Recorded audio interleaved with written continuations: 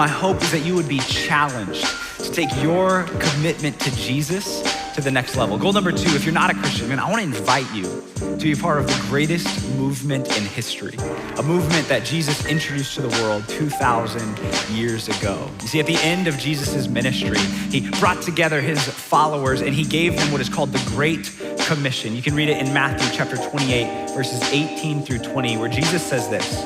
He says that I have been given all authority in heaven and on earth.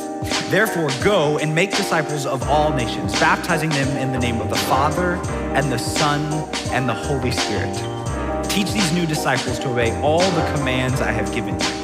And be sure of this, I am with you always, even to the end of the age. That passage is called the Great Commission, and it is our mission as Christians, a mission that Jesus gave to us 2,000 years ago, a mission that one generation after the next, people have said yes to be a part of. A mission that has absolutely changed the world as we know it today. A great example, Martin Luther King Jr., who led the civil rights movement here in the United States. Another example is a guy named William Wilberforce. You may have never heard of him, but he led the movement in England to not only abolish the slave trade, but also to get rid of slavery in England altogether. A final guy is a man by the name of Henry Dunant.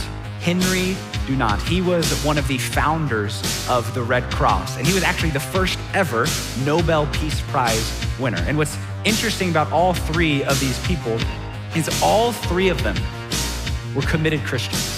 All 3 of them were a part of bringing people the hope of Jesus. All 3 of them were committed to their different movements because they knew that Jesus loved us so much that he was willing to die for us. So they were willing to give their lives for others, to show them the love that Jesus is offering every single one of us. The world we live in today has been shaped for the better because of the message and the movement of Christianity.